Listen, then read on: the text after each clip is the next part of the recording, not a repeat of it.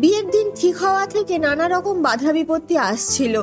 সর্বশেষ বাধা এসেছিল বিয়ের ঠিক 1.5 মাস আগে।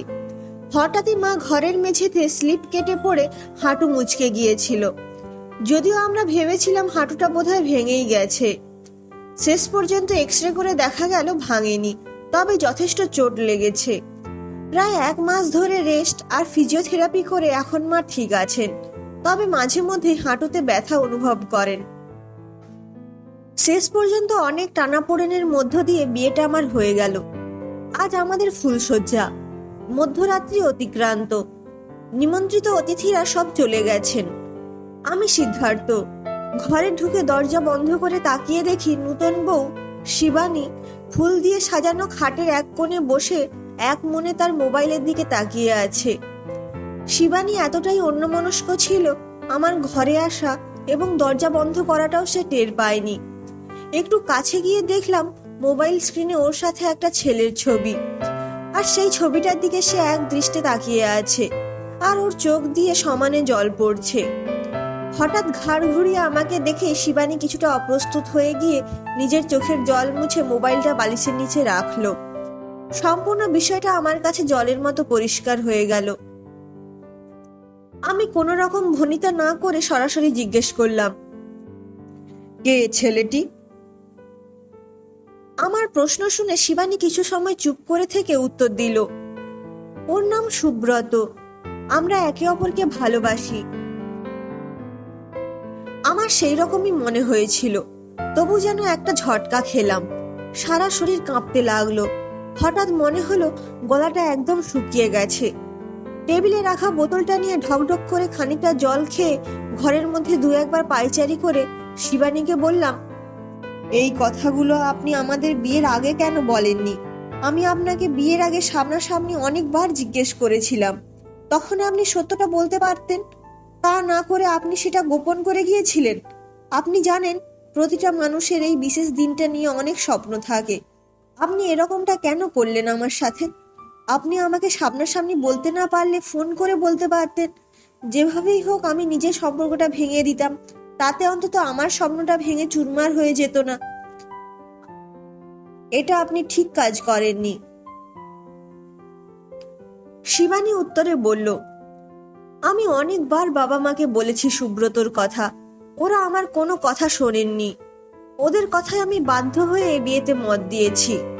কথাটা শুনে রাগে জলের বোতলটা টেবিলের ওপর দুম করে রেখে বললাম, এটা একটা কথা?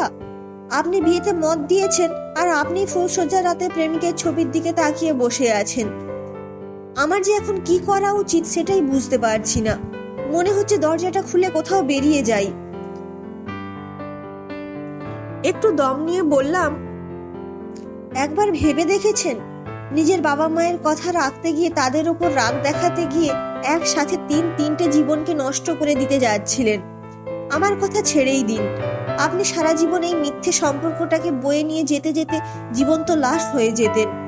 আর সুব্রত, মানে আপনার ভালোবাসার মানুষটি কোনোদিনও পারতো আপনাকে ক্ষমা করতে? আপনি পারতেন সুব্রতকে ভুলে থাকতে? তাকে ভুলে থাকতে পারছেন না বলে ফুলশয্যার রাতে মোবাইল স্ক্রিনে তার ছবির দিকে তাকিয়ে আছেন। আপনিই বলুন আমার কি করা উচিত? শিবানী আমার দিকে ফ্যালফেল করে তাকিয়ে রইল, তার চোখে জল।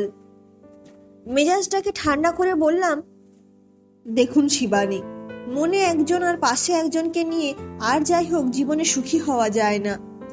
বিছানা থেকে মাথার বালিশটা টেনে নিয়ে বললাম, আপনি শুয়ে পড়ুন, আমি সোফায় আমার ব্যবস্থা করে নিচ্ছি।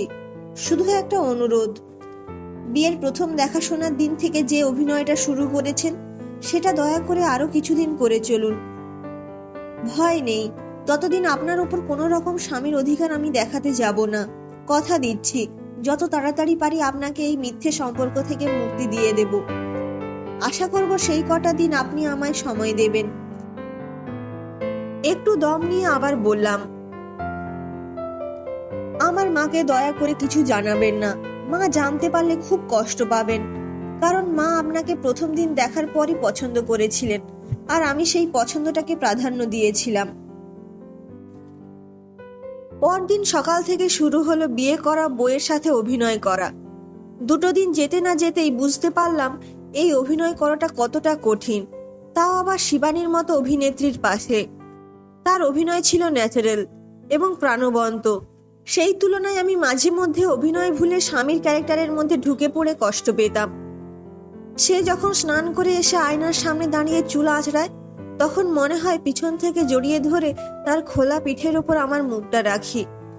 মায়ের সামনে যখন সে আমার পাশে এসে দাঁড়িয়ে কোনো কিছু বলে, তখন মনে হয় তাকে বুকের মধ্যে জড়িয়ে ধরি। রাতে যখন সে বিছানায় ঘুমিয়ে থাকে, আমি সোফা থেকে উঠে তার সেই ঘুমন্ত মুখটার দিকে তাকিয়ে থাকি। এখনো পর্যন্ত মনে মনে যেটা ভাবতাম, যদিও সেটা ঠিক না, কিন্তু অসুবিধাটা হলো দিরাগমনে শিবানীর বাড়িতে গিয়ে এক বিছানায় তার পাশে শুয়ে। ঘুমানোর আগে দুইজন দুই দিকে ফিরে শুয়েছিলাম ঠিকই, কিন্তু শেষ রাতের দিকে যখন ঘুম ভাঙলো, তখন নিজেকে আবিষ্কার করলাম শিবানীর গায়ের ওপর হাত রেখে তার বুকের মধ্যে মুখ দিয়ে আমি শুয়ে আছি। প্রথমে মনে হলো আমি স্বপ্ন দেখছি, পরে যখন বুঝতে পারলাম স্বপ্ন না, রক্ত মাংসের শিবানীর স্পর্শে আমার সারা শরীর কাঁপতে লাগলো। তখন আস্তে আস্তে নিজেকে ছাড়িয়ে অনেক কষ্টে সংযত হয়ে ঘরের দরজা খুলে বাইরে পায়চারি করতে করতে ভেবে নিলাম, এইভাবে চললে আমি বেশি দিন নিজেকে সংযত রাখতে পারবো না। তাই যত তাড়াতাড়ি সম্ভব ডিভোর্স পেপারটা অন্তত তৈরি করা।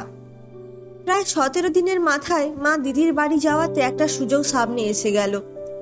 বন্ধু উকিলের সাহায্যে পেপারস তৈরি করে শিবানীর কাছে গিয়ে বললাম, এই নিন আপনার মুক্তির কাগজ। আমাদের দুজনের এই মিথ্যে সম্পর্কের অবসান। মিউচুয়াল ডিভোর্স পেপার আমি সই করে দিয়েছি।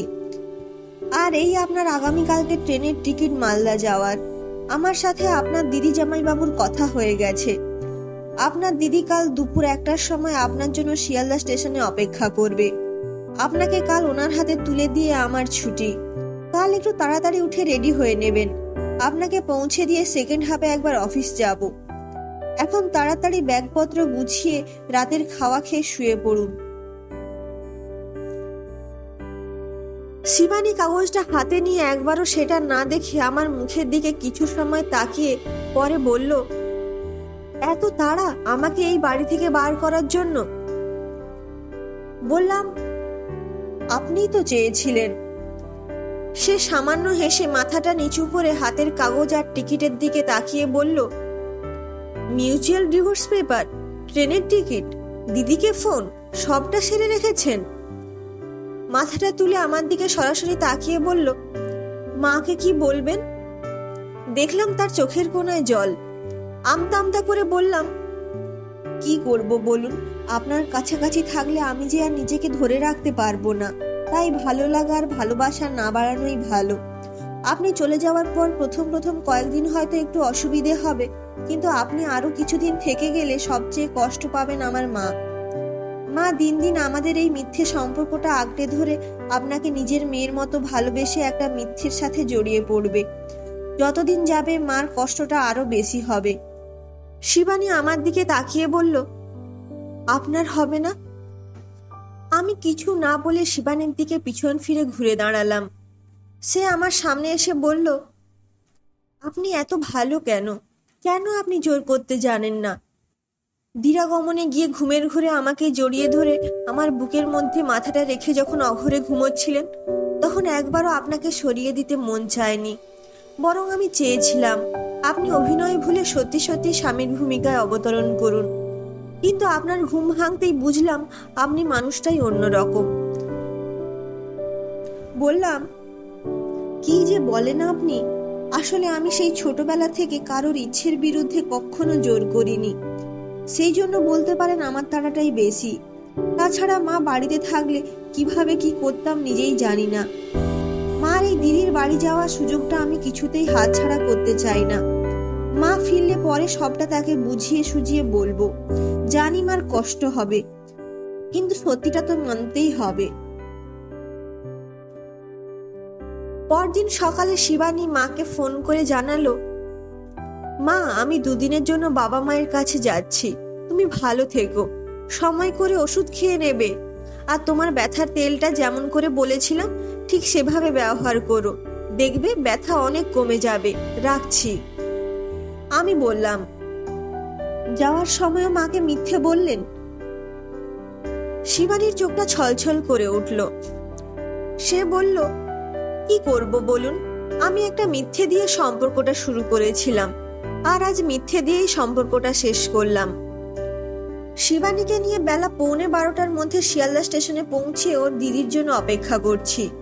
ও আমাকে বলল, মার দিকে একটু খেয়াল রাখবেন আর নিজের যত্ন নেবেন, নতুন করে নিজের জীবনটা শুরু করুন, আর পারলে আমাকে ক্ষমা করে দেবেন।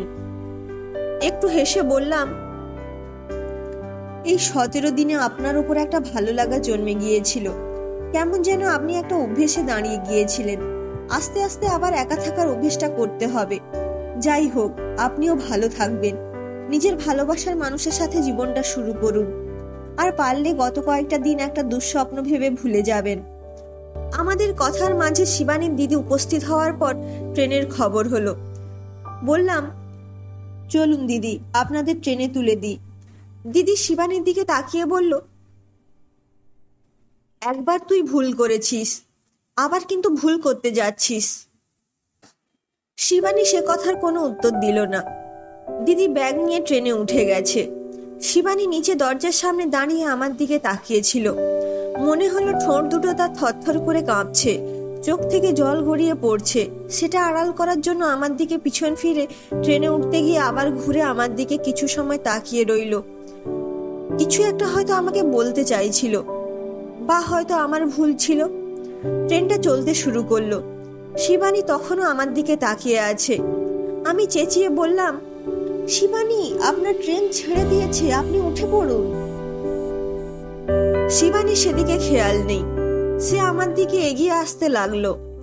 ট্রেন দিদিকে নিয়ে স্পিড বাড়িয়ে প্ল্যাটফর্ম ছেড়ে বেরিয়ে গেল।